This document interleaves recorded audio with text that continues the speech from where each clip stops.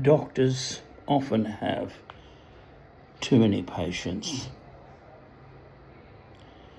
and what they've got to do is just say, I can't deal with all those patients. I'll be providing a service, but it'll be very inadequate. Let me give you an analogy. Imagine you've got 8 cars. They've got no tyres, no wheels. You've got 8 wheels with tyres on them. What do? Do you put one wheel on each car, taking up the 8 wheels you have? Or do you choose 2 cars and put 4 wheels on each car?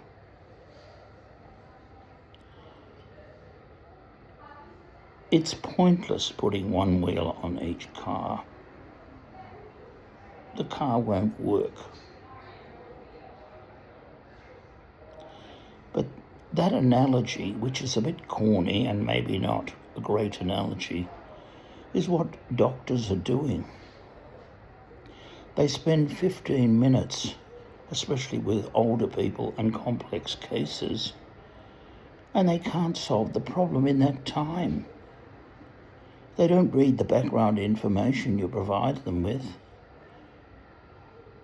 Now, go back to university. Imagine doing a major essay in 15 minutes and drawing conclusions and recommendations, even if you have a lot of background information. You just can't do that.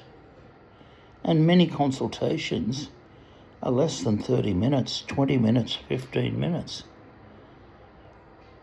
So the treatment we're getting just comes out of a playbook and is not individualised and is not thought about in great detail. It's just offloaded onto the patient, and it's unacceptable. Just like one wheel on each car, 8 cars, would be unacceptable, and the cars wouldn't work.